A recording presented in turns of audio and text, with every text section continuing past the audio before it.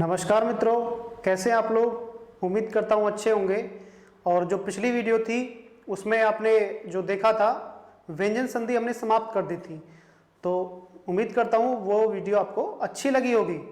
ठीक है, तो उसी के आधार पर मैंने बताया था आपको कि जो अगली संधि हम करेंगे वो विसर्ग संधि करेंगे, और आज इसी वीडियो में संधि हम समाप्त कर लेंगे।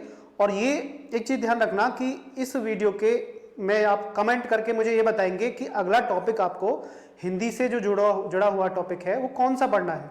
ठीक है, रस पढ़ना है, छंद पढ़ना है, अलंकार पढ़ने हैं, समास पढ़ने हैं, या कुछ और पढ़ना है, शब्द भेद पढ़ने हैं, विकारी अविकारी, जो भी मैंने जो प्रथम वीडियो थी परिचय वाली वीडियो पाठ्यक्रम से संबंधित, उसमें देखकर आप, या फिर जो आपके सिलेबस में है, जिस भी विषय की आप तैयारी कर रहे हैं, जिस भी परीक्षा की तैयारी कर रहे हैं, उसमें जो सिलेबस में दिया हुआ है हिंदी से संबंधित अध्याय, वो आप मुझे कमेंट करके जरूर बताएंगे। और जिसकी जो ज़्यादा कमेंट होगी जिस टॉपिक से जुड़ी हुई, वही टॉपिक से अगली वीडियो आपके सामने प्रस्तुत हो जाएगी। ठीक है, तो उन चीज़ों को ध्यान में रखते हुए आगे बढ़ते हैं। संधि का ही ये अंतिम अध्याय है, विसर्ग संधि। तो 3 संधि बताई थी मैंने, स्वर संधि, व्यंजन संधि और विसर्ग संधि। तो स्वर संधि हम पढ़ चुके हैं, व्यंजन संधि पढ़ चुके हैं, अब करते हैं हम विसर्ग संधि। ठीक है, तो विसर्ग संधि में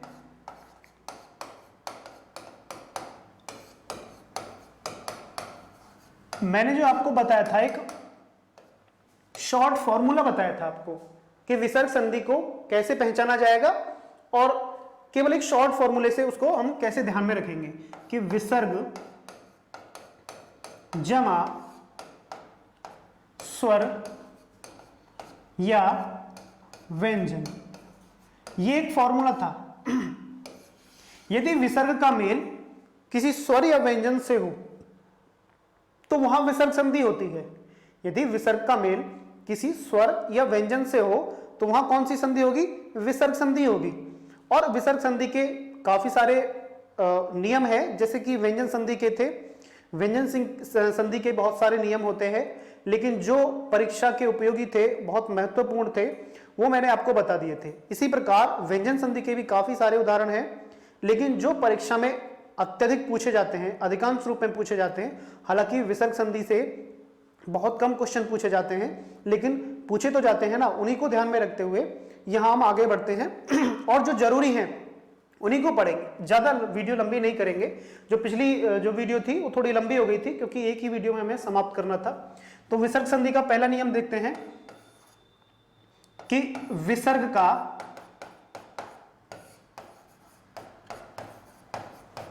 ओ होना, विसर्ग का ओ होना, यानी कि इस संधि में क्या हो जाएगा, यदि विसर्ग का मेल, वो मैं अभी फॉर्मूला और परिभाषा बता दूंगा, लेकिन ये समझ लो कि यहां पर विसर्ग का जो रूप बदलेगा वो ओ में हो जाएगा। कैसे बोला कि यदि यहां कोई जैसे विसर्ग है विसर्ग के बाद अ आता है, यानी कि विसर्ग से पहले अ आ गया, ये विसर्ग है, आपको दिख रहा होगा, इसको मैं थोड़ा बड़ा करके देता हूं, और बाद में क्या आएगा, आ जाए, किसी भी वर्ग का तीसरा, चौथा और पांचवा हो, और क्या होगा, य, र, ल और व हो। ठीक है, तो ध्यान में रखेंगे कि विसर्ग से पहले अ होगा और विसर्ग के बाद, यानी कि इस जमा के इधर अ होगा, या फिर अ के अतिरिक्त इन तीनों में से कोई एक हो, किसी भी वर्ग का तीसरा, चौथा, पांचवा हो, इनमें से कोई एक हो।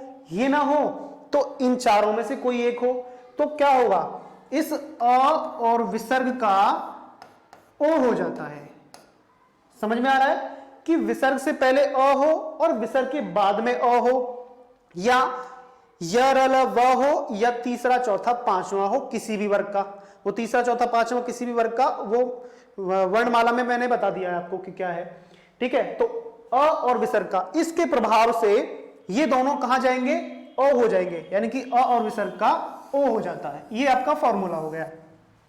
ठीक है, इस फॉर्मूले के आधार पर ही हम कुछ उदाहरण यहां करने वाले हैं।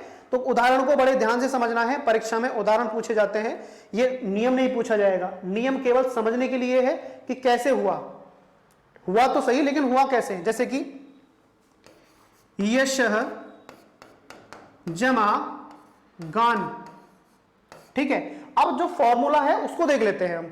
तो विसर्ग से पहले अ है, इसमें श में अ छिपा हुआ है और यहां ग आ गया, यानी कि क ख ग अपने वर्ग का तीसरा हो गया। तो इसके प्रभाव से ये दोनों, इसको मैं पहले आपको आपकी सुविधा के लिए पूरा विस्तार रूप में बता देता हूं। इस श में से हमने अ निकाला और ये विसर्ग निकाला, ठीक है। तो इसके प्रभाव से ये दोनों का क्या बन गया, ओ हो गया। अब इसको किस में जोड़ देंगे, क्योंकि इस यहां जो अ था ये निकाल कर हमने इसमें जोड़कर ओ बना दिया, ठीक है। तो ये तो आधा ही रह गया ना, ये श तो आधा ही हो गया। तो इस श में ओ जोड़ेंगे तो क्या बनेगा नया शब्द, यशोगान। समझ में आ रहा है कि इस श में से अ निकाला, इस अ के बाद जो हलन विसर्ग था उस विसर्ग को और अ को जोड़कर हमने ओ बना दिया, परिभाषा के और फॉर्मूले के अनुसार जो बताया गया है। तो इस श में से जहां से निकाला गया है उसी में उस ओ को जोड़ देंगे, तो क्या नया शब्द बना, यशोगान। अगला शब्द देख लेते हैं, यशः जमा द।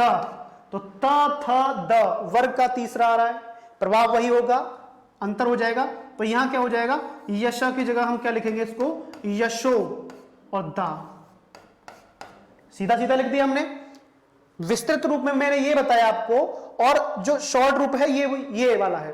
तो पहले वाला ये समझ लेंगे अच्छे से कि बना कैसे, कि यशः जमा दा, यहां से अ निकाला, यहां से विसर्ग निकाला और इसके प्रभाव से दोनों का ओ बन गया, और ओ को उसी में जोड़ देंगे जहां से हमने अ को निकाला था। तो श से निकाला था तो श में जोड़ दिया, यशोदा।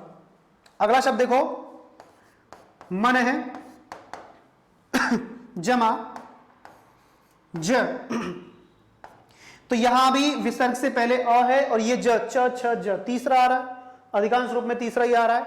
तो इसके प्रभाव से दोनों का ओ हो जाएगा। तो मनः की जगह हम क्या लिखेंगे, मनो। मनः की जगह पर क्या लिखेंगे, मनो, मनोज, ठीक है। अब देखो अगला देख लेते हैं, इसके अलावा पहले इसको हटा देते हैं यहां से, अगले के लिए जगह छोड़नी जरूरी है। अगला देख लेते हैं क्या है कि मन है, इसके थोड़ा सा और देख लेते हैं कुछ उदाहरण। तम जमा गुण। देखो नए बच्चों और पुराने बच्चों के लिए ये नए हैं, बिल्कुल नए उदाहरण है। जो पुराने बच्चे पढ़ चुके हैं संधि, उसके उनके बच्चों के लिए, उन बच्चों के लिए भी ये नए उदाहरण है, ठीक है, वो थोड़े से पुराने थे। तमे जमा गुण, तो ये भी वर्ग का तीसरा है। तो तमे की जगह हम क्या लिखेंगे, तमो, और ये गुण, तो क्या शब्द बनेगा नया, तमोगुण। इसको लिख लीजिए, नया उदाहरण और दूसरा लिख लेते हैं, तमे जमा गुण बराबर तमोगुण, ठीक है। अगला मन है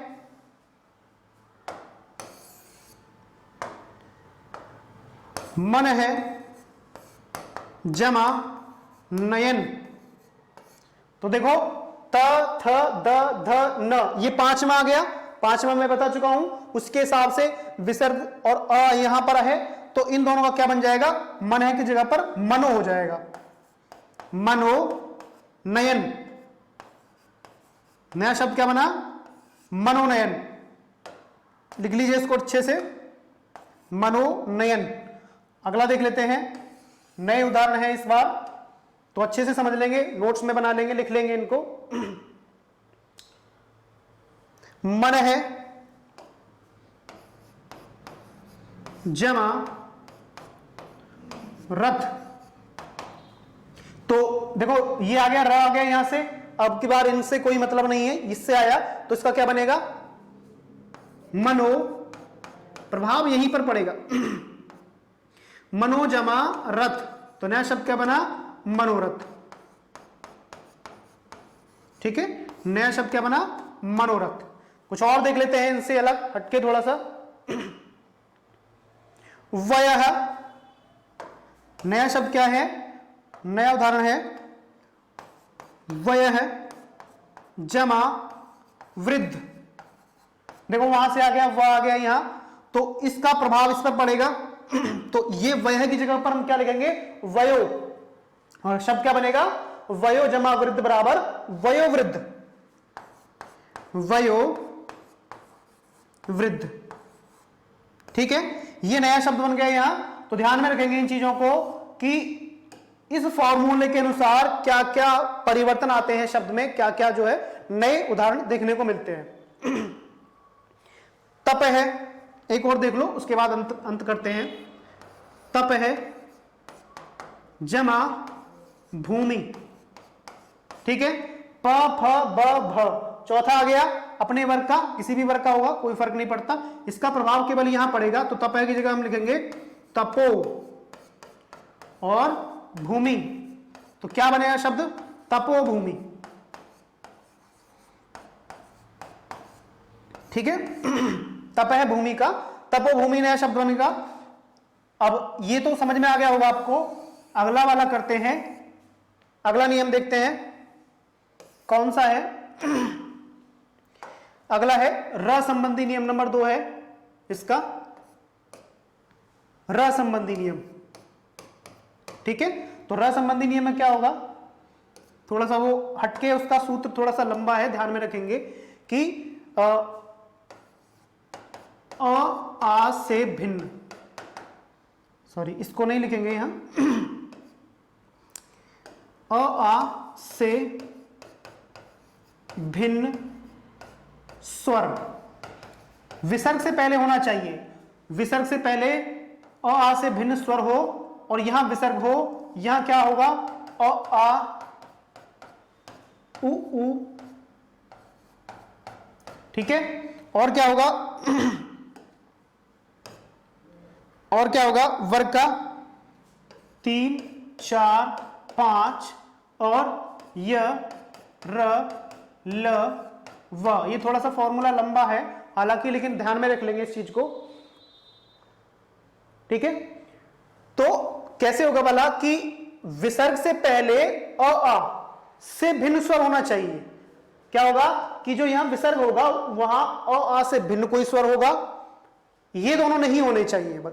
ठीक है, और बाद में क्या होगा, आ उ 3 4 5, अर्थात वर्ग का तीसरा चौथा पांचवां से कोई हो एक हो, या यर अलव अंतस्थ व्यंजन से भी कोई एक होना चाहिए। ठीक है, तो इनमें से यानी कि यहां से एक कोई एक हो और इधर विसर्ग से पहले इन दोनों स्वर के अतिरिक्त एक कोई स्वर हो, तो विसर्ग का ध्यान रखेंगे। तो विसर्ग का क्या हो जाएगा, र हो जाएगा, वो भी हलंत युक्त। क्या हो जाएगा, ये विसर्ग का र हो जाएगा। ये ध्यान से समझ लेंगे इसको। ठीक है, तो ये फॉर्मूला हो गया। और परिभाषा में बता देता हूं, अभी परिभाषा फिर से बता देता हूं, रिपीट कर देता हूं एक बार आपके लिए, आपकी सुविधा के लिए। तो परिभाषा क्या है कि विसर्ग से पहले आ से भिन्न कोई स्वर आए और बाद में, अच्छा ये जगह घेरती है ज्यादा, इसको नहीं लिख रहे, कि विसर्ग से पहले आ से भिन्न कोई स्वर आए और बाद में आ उ या किसी वर्ग का तीसरा चौथा पांचवा या य र ल व में से कोई एक वर्ण हो तो विसर्ग का र हो जाता है। यह परिभाषा समझ लीजिए। अब उदाहरण देख लेते हैं, जैसे निहि जमा मम। ठीक है, तो तीसरा चौथा मतलब प फ ब भ म, तो पांचवा आ गया वहां और विसर्ग से पहले इन दोनों से अलग एक स्वर है। तो अब निहि की जगह हम क्या लिखेंगे, निर। यही तो करना है, विसर्ग का जा केवल पहले जो था, पहले वाला नियम था विसर्ग और पहले वाले अ का ओ होना था, लेकिन यहां केवल विसर्ग में ही बदलाव होना है। तो इसका हमने क्या बना दिया, र, वो भी हलंत वाला। तो कैसे लिखेंगे इसको, इसको लिखेंगे कि ये जो है आधा है, इसको इसके आगे कोई स्वर नहीं है जो इसे पूरा कर सके, तो ये क्या करेगा, इसका रेफ बन जाएगा। तो निहि जमा मम का क्या हो जाएगा, निर्मम। ठीक है, इस तरीके से इसको लिखेंगे, निहि जमा मम बराबर निर्मम। निहि जमा दोष। ठीक है, तो क्या करेंगे इसका, त थ द, वर्ग का तीसरा आ गया यहां, इसका प्रभाव कहां जाएगा, विसर्ग पर, और विसर्ग का क्या बन जाएगा, र बन जाएगा। तो नी की जगह क्या लिखेंगे, निर जमा दोष। हलंत मैंने विसर्ग फिर से लिख दिया, उसको काट देंगे, छोटी छोटी गलतियों पे ध्यान ना दें कृपया। ठीक है, निहि जमा दोष बराबर निर्दोष, निर्दोष। समझ में आ रहा होगा, निहि जमा दोष बराबर निर्दोष। कुछ और कर लेते हैं उदाहरण देख के। निहि जमा, निहि जमा आशा, जी हां, निहि जमा आशा। तो ये जो है विसर्ग से पहले ई आ गया और यहां आ गया आ। क्लियर है, फॉर्मूले पे काम कर रहा है, अभी फॉर्मूले पे चल रहे हैं, फॉर्मूले से अलग नहीं जाना है। तो यहां क्या हो गया, इसका हमने बना लिया, नी की जगह पर हम क्या लिखेंगे, र, निर, इस प्रकार से लिखेंगे, और यहां क्या लिखेंगे, आशा।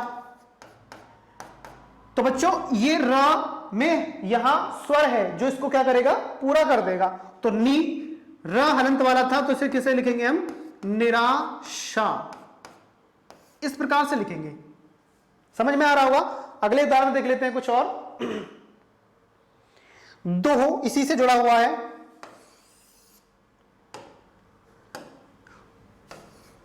दुह जमा आशा, जी हां बिल्कुल, पहले निराशा था, अब दुराशा हो जाएगा। तो यहां इन दोनों से भिन्न एक स्वर आ गया और यहां आ गया, तो दोनों का दुह की जगह पर क्या बन जाएगा, ये बनेगा दुर जमा आशा। तो नया शब्द क्या हुआ इसका, दुराशा। क्या बनेगा नया शब्द, दुराशा, दुराशा। ठीक है, क्योंकि ये हलंत युक्त है, यानी कि इसमें कोई स्वर नहीं है और यहां स्वर है, इसको स्वर की जरूरत है, इसको स्वर दे दो, ये पूरा हो जाएगा। ठीक है, तो ये अगला उदाहरण देख लेते हैं, इससे अलग थोड़ा सा हटके। निहि जमा बल, ठीक है, समझ में आ रहा होगा कि क्या शब्द बनेगा। तो प फ ब वर्ग का तीसरा हो गया, तो इसका प्रभाव कहां पड़ा, विसर्ग पर, और विसर्ग का क्या बनेगा, र बन जाएगा। तो निर जमा बल, तो क्या बनेगा इसका, निहि जमा बल का निर्बल हो जाएगा, और लिखेंगे कैसे इसको, रेफ बनाकर, निर्बल। समझ में आ रहा होगा, ध्यान से समझ लीजिए, अच्छे अच्छे उदाहरण है आपके लिए, मेहनत करते हैं ध्यान से, तो लाइक शेयर जरूर करते रहिएगा। ठीक है, अगला है कुछ विशिष्ट उदाहरण है, मैं कुछ विशिष्ट उदाहरण लेकर आया हूं। क्या है अगला उदाहरण, आशी, आशिह जमा वाग। ठीक है, तो ये व आ गया यहां से, ये इससे भिन्न स्वर है और यहां विसर्ग आ गया, तो इसका विसर्ग क्या बनेगा, आशीर, यानी कि ये र आ गया इस विसर्ग की जगह पर, और वाद, तो क्या बनेगा इसका, बिल्कुल ठीक, आशीर्वाद, आशीर्वाद। इस प्रकार से थोड़ा सा मैं इसको अलग लिख लेता हूं, और परीक्षाओं में ये जो है पूछा जाता है, ये वाला शब्द शुद्ध वर्तनी के लिए, आशीर्वाद, इस प्रकार से, क्योंकि ये वाला जो है यहां पर हलंत है, मैंने लगाया नहीं, तो हलंत वाला जो है ये रेफ बन जाएगा और ये यहां जुड़ जाएगा इसके आगे, तो क्या बनेगा इसका शब्द बनेगा आशीर्वाद। समझ में आ रहा होगा, ध्यान से समझ लेंगे, बहुत अच्छे अच्छे उदाहरण है। एक और अच्छा उदाहरण है आपके लिए, निहि जमा ईक्षण, तो क्या बनेगा, निहि जमा ईक्षण बराबर निरीक्षण। कैसे भला, ये बनी है, वहां से ले लिया, अच्छा ये नहीं है, माफ करना गलती से हो गया, हाँ ये नहीं है, इसका नियम पर काम नहीं कर रहा है, थोड़ा सा ये अपवाद हो सकता है इसका, कोई नहीं, दूसरा देख लेते हैं। दुह जमा भाग्य, वो अपवाद था इसका, दूसरा था उसका, कोई नहीं, तो दुह जमा भाग्य, उसको ध्यान में रखेंगे, दुह जमा भाग्य, तो यहां क्या होगा, इसका प्रभाव प फ ब भ, पांच भ हो गया, प फ ब भ, चौथा वाला का जो प्रभाव है विसर्ग पर पड़ेगा, तो क्या बनेगा, दुर हलंत युक्त जमा भाग्य। ठीक है, तो क्या शब्द होना, दुर्भाग्य। ठीक है, दुह जमा भाग्य बराबर दुर्भाग्य का अगला शब्द बन गया। इतने इसमें काफी हैं। अगला देख लेते हैं हम, इससे जुड़ा हुआ ये एक दो और बता दूं, चलो कोई नहीं, इतने उदाहरण काफी हो गए नियम नंबर 2 से। अब नंबर 3 देख लेते हैं। नियम नंबर 3 उदाहरण को नियम नंबर 3 क्या है उसके फॉर्मूला बनाते हैं और उदाहरण करते हैं उसके साथ में। अगला नियम है विसर्ग का। अच्छा पहला देख लेते हैं, नियम नंबर 3 है इसका विसर्ग संधि का। तो पहला जो ये जो स है ये स संबंधी नियम है। कौन सा है? स संबंधी नियम। तो इसका हम सब टाइटल दे देते हैं इसको, तीसरे का फर्स्ट, यानी कि श संबंधी नियम। ठीक है, श संबंधी नियम। अब ध्यान से देखेंगे कि श संबंधी नियम यानी कि श संबंधी नियम में हम क्या क्या करना है, वो फॉर्मूला और परिभाषा अभी बनाते थे कि विसर्ग से पहले कोई स्वर आए, यानी कि विसर्ग से पहले कोई स्वर आ जाए, ठीक है, और अंत में यानी कि बाद में जमा के इधर श। अच्छा पहले इसको लिख लेते हैं, विसर्ग के बाद में च छ, इनको हलंत को हटा देते हैं, हलंत होगा तो ठीक है, नहीं तो कोई बात ही नहीं है। पूरा लिख लेते हैं, च छ या श हो, यानी कि विसर्ग से पहले कोई स्वर आए और बाद में च छ या श हो, तो विसर्ग का, केवल विसर्ग का श हो जाएगा, वो भी हलंत वाला। विसर्ग से पहले कोई स्वर आए और बाद में च हो या छ हो या श हो, तो विसर्ग का क्या बनेगा? श बन जाएगा, वो भी बड़ा वाला तालव्य वाला श। ठीक है, ये तो हो गया आपका फॉर्मूला। अब देख लेते हैं जो है इससे संबंधित उदाहरण कौन कौन से हैं। ठीक है, जैसे निह जमा छल, क्या हुआ? निह जमा छल, तो यह छ से पहले क्या हो जाएगा कि यहां से इसका प्रभाव पड़ा विसर्ग पर और विसर्ग ने इसको बना दिया श, तो इसको निह की वजह क्या लिखेंगे? निश लिखेंगे हलंत लगा के। और छल तो कैसे लिखेंगे? इसका पूरा शब्द क्या बनेगा? निश्छल। ठीक है, निह जमा छल बराबर निश्चल, इस प्रकार से। नए उदाहरण है, ध्यान से रखेंगे। हरि जमा चंद्र, ठीक है, हरि जमा चंद्र, तो च आ गया यहां, च का प्रभाव कहां पड़ा? विसर्ग पर, तो विसर्ग ने क्या बना दिया? इसको हरिश बना दिया। ठीक है, इस प्रकार से। और आगे चंद्र हमें इसी प्रकार से जैसे पहले था उसको ऐसे ही लिख लेना है। तो श विसर्ग हलंत वाला है, तो इसको कैसे लिखेंगे? हरिश्चंद्र। ठीक है, ये नया उदाहरण है, थोड़ा सा ध्यान से देख लेंगे इसको, क्योंकि इस बार थोड़े नए उदाहरण लाया हूं आपके लिए, तो ध्यान से समझेंगे। इससे कुछ अतिरिक्त और भी है। प्राय जमा चित्त, समझ में आ रहा होगा कि कौन सा शब्द बनेगा इससे? प्राय जमा, ये विसर्ग को ठीक से लिख लेते हैं फिर से, तो ये च आ गया यहां, तो च का प्रभाव विसर्ग पर पड़ा, विसर्ग ने इसको क्या बना दिया? श बना दिया। तो कैसे लिखेंगे इसको? प्राय, और श में हलंत लगाएंगे, जमा चित्त, तो क्या लिखेंगे इसको? प्रायश्चित। इस प्रकार से लिख देंगे इसको। ठीक है, समझ में आ रहा होगा, बहुत सरल तरीके से मैं आपको बता रहा हूं, ध्यान से समझ लेना है। सारे उदाहरण नोट कर लेने हैं आपको अपने नोट्स में अच्छे से, और याद कर लेने ध्यान से समझ के। ठीक है, परीक्षा में बहुत आवश्यक है ये। अगला देख लेते हैं, दुह जमा चरित्र। ठीक है, तो दू जमा चरित्र का क्या बनेगा? ये च का प्रभाव पड़ा विसर्ग पर और विसर्ग ने बना दिया इसको दुष, यानी कि बुरा, और चरित्र, तो क्या होगा? दुष्चरित्र। कैसे लिखेंगे उसको? दुष्चरित्र। इस प्रकार से उसको लिख लेंगे। ठीक है, ये काफी सारे इसके उदाहरण हो गए हैं। मेरे पास अभी बहुत सारे उदाहरण बचे हुए हैं, कोई नहीं, तो थोड़ा सा समय को ध्यान में रखते हुए चलते रहेंगे आगे। इसके अतिरिक्त दो और उदाहरण है, दो और नियम है, क्योंकि तीनों स है और तीनों स से संबंधित 3 नियम यहां पर बन जाते हैं। ठीक है, अगला स संबंधी नियम है नंबर 3 का सेकंड, और कौन सा? ये श। ठीक है, संबंधी नियम। ध्यान से समझ लेने सारे नियम, सारे उदाहरण बहुत काम आने वाले हैं आपको, ठीक है। फॉर्मूला क्या है उसका कि विसर्ग से पहले, विसर्ग के बाद में क ख ट ठ या प फ हो, ठीक है। और विसर्ग से पहले क्या होगा, ई होगा या उ होगा, तो विसर्ग का क्या बन जाएगा, यहां पर श बन जाएगा, ठीक है।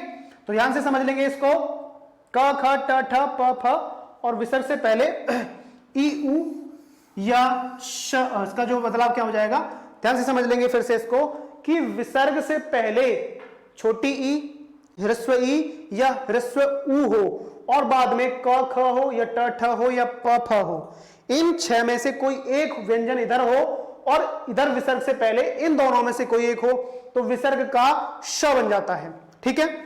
तो कैसे होगा इसका उदाहरण देख लेते हैं पहले। धनु, धनु जमा टंकार, ठीक है। धनु जमा टंकार, तो विसर्ग यहां आ गया और इधर दीर्घ ह्रस्व उ है, छोटा उ, और यहां ट आ गया, तो इसका प्रभाव यहां पर पड़ा, तो क्या लिखेंगे इसको, धनुष टंकार, ठीक है। इस विसर्ग का श बना दिया हमने, ठीक है। और देख लेते हैं उसके अतिरिक्त धनुष टंकार, ठीक है। दु जमा कर्म, दुह जमा कर्म, तो ये देखिए कि इसका आ गया यहां पर और इसका प्रभाव विसर्ग पर पड़ा, तो दुह का क्या बना, दुष बन गया, ठीक है। और इसको लिखेंगे हम कर्म, जैसा पहले है वही है उसको लिखेंगे, तो दुह जमा कर्म बराबर दुष्कर्म, इस प्रकार से इसको नया शब्द हम यहां बना देंगे, ठीक है। ये म है तो दुह जमा कर्म बराबर दुष्कर्म हो जाएगा। अगला शब्द देख लेते हैं, अगला उदाहरण देख लेते हैं। आविहि जमा कार, नया शब्द है, नया उदाहरण है आपके लिए। आविहि जमा कार, नया शब्द है, नया है, देख लीजिए ध्यान से। ये देखो ई छोटी ई है और यहां क आ गया, तो इसका क्या बनेगा, विसर्ग का श बन जाएगा। तो कैसे लिखेंगे इसको, आविश जमा कार, तो क्या शब्द बना, बिल्कुल ठीक पहचाना आपने, आविष्कार,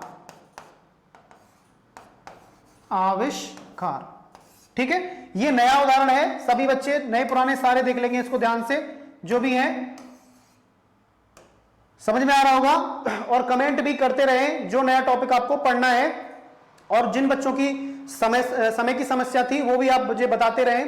पिछली वीडियोस में आपको दिक्कतें आई थी समय को लेते हुए, वो मैं आपको बता दिया जाएगा समय आपको देखते आपके हिसाब से, ठीक है। अगला उदाहरण देख लेते हैं। चतुः जमा कोण, ठीक है। चतुः जमा कोण, यहां ह्रस्व है, यहां क है, तो इसके प्रभाव से क्या बनेगा, चतुष, ठीक है। और ये जमा कोण, तो क्या बनेगा, चतुष जमा कोण का बने जाएगा चतुष्कोण, ठीक है। ये बन जाएगा, ये अड़ा है, चतुः जमा कोण बराबर चतुष्कोण, ये नया शब्द बन गया आपके लिए। और ध्यान से समझ लेना है, ये नए नए उदाहरण हैं आपके लिए, ध्यान से इसको वीडियो को रोककर देख लेना, ठीक है। समझ में आ रहा होगा, दिख रहा होगा आपको। बढ़ते हैं आगे, चलिए थोड़ा सा और देख लेते हैं, एक दो उदाहरण, फिर आगे बढ़ते हैं, खत्म करते हैं इसको।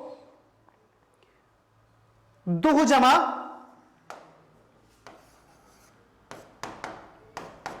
परिणाम, तो आगे आपकी बार देख लो, बदल गया है। आप कभी कह रहे हो कि एक से ही ले रहे हैं इससे, जब आगे तो एक से ही ले आ जाएगा। परि और दुष जमा परिणाम, तो इसका प्रभाव कहां पड़ा, विसर्ग पर, और विसर्ग का बनेगा श, ठीक है। तो दु की जगह हम क्या लिखेंगे, दुष जमा परिणाम, ठीक है। तो दुष जमा परिणाम का बनेगा दुष्परिणाम, दुह जमा परिणाम बराबर दुष्परिणाम, नया शब्द बन गया आपके लिए। कुछ और देख लेते हैं इससे जुड़ा हुआ, फिर खत्म करते हैं नंबर 3 करके, ज्यादा समय नहीं लेंगे आपका, समझ में आ रहा होगा। निह जमा फल, निह जमा फल, ठीक है। तो इसका प्रभाव, फ का प्रभाव पड़ेगा यहां, तो ये विसर्ग का बन जाएगा श, निश जमा फल, तो नया शब्द क्या बना, निष्फल। क्लियर है, विसर्ग संधि समझ में आ रही होगी, बहुत सरल है, ज्यादा झमेला नहीं करना है, ज्यादा नहीं दिमाग दौड़ाना है, क्योंकि दिमाग तो आप वैसे भी खर्च नहीं करते हो, संभाल के रखते हो, ठीक है। तो ये समाप्त कर लेते हैं इसको यहां, अगला करते हैं इससे अलग कौन सा नियम वाला, तीसरा नियम है विसर्ग संधि का, ठीक है। थर्ड वाला है स, दंत वाला स संबंधी नियम, ठीक है।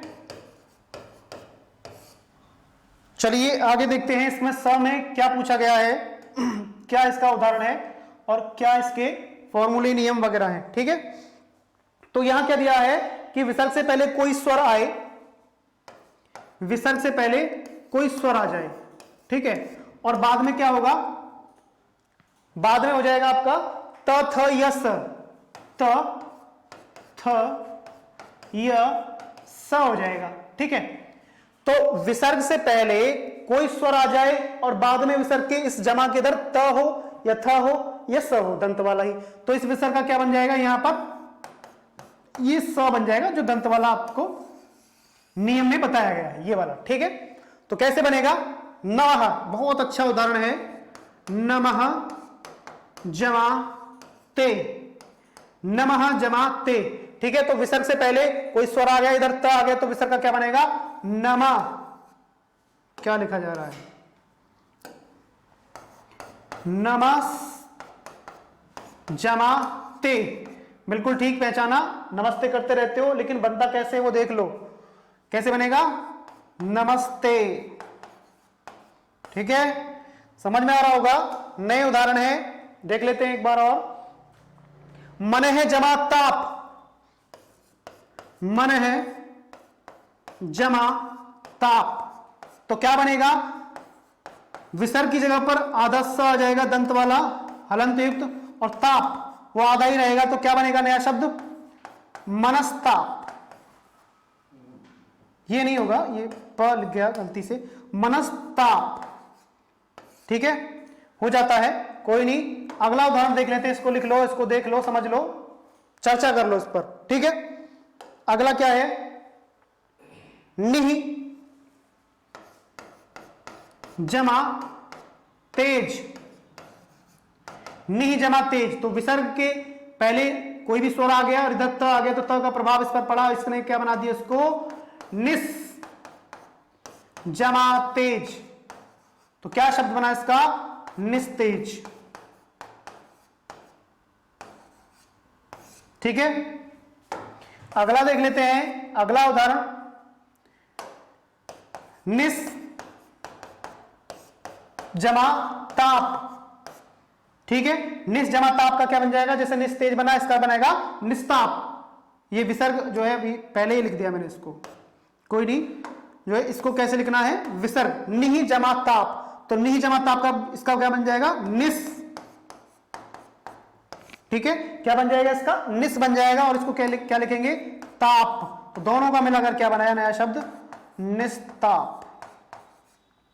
समझ में आ रहा होगा, बहुत अच्छे उदाहरण है आपके लिए, वीडियो में मेहनत की जाती है, लाइक शेयर जरूर करते रहे वीडियो को, साथ के साथ देखने के साथ साथ, और ज्यादा से ज्यादा वीडियो को शेयर करते रहे, फैलाते रहे और देखते रहे, क्योंकि आपके लिए लाभ, आपके लाभ के लिए ये वीडियो बनाई जा रही है, समझ में आ रहा होगा। निहि जमा, एक अंत में उदाहरण है, निहि जमा सहाय, निहि जमा सहाय, तो ये भी इसका स आ गया यहां से, तो क्या बनेगा इसका, निस जमा सहाय, क्लियर है, निहि जमा सहाय बराबर निस्सहाय, और तो निस्सहायक को हम कैसे लिखेंगे, इस प्रकार से। ठीक है, तो ये जो थे विसर्ग से संबंधित संधि थी, विसर्ग से संबंधित उदाहरण थे, नियम थे। तो ये मैं ये समझता हूं कि आपको वीडियो बहुत अच्छी लगी होगी, क्योंकि बहुत मेहनत करने के बाद ये उदाहरण और ये नियम बनाए जाते हैं। सीधे सीधे किताबों से एक से ही सीधा डायरेक्ट नहीं पढ़ाया जाता है, तो बहुत मेहनत की गई है। उसको ध्यान में रखते हुए आप जो है वीडियो को देखें, लाइक करें, शेयर करें, कमेंट करें। और ये जरूर ध्यान में रखेंगे, मैंने जो प्रश्न पूछा था प्रारंभ में, वीडियो के प्रारंभ में, कि अगला जो टॉपिक है वो कौन सा आप पढ़ना चाहते हैं, तो आपके पढ़ने के हिसाब से ही वो अगला जो वीडियो आएगी वो उसी प्रकार से आएगी। तो कमेंट करके जरूर बताएंगे इस वाली वीडियो में कि अगला टॉपिक आपको कौन सा पढ़ना है। समझ में आ रहा है? तो जो भी पढ़ना है उसको आप मुझे बता दें, उसको अगली वीडियो आपके सामने प्रस्तुत हो जाएगी समय के अनुसार, और समय जो आपको चाहिए वो आपको उपलब्ध करा दिया जाएगा। तब तक के लिए नमस्कार, धन्यवाद।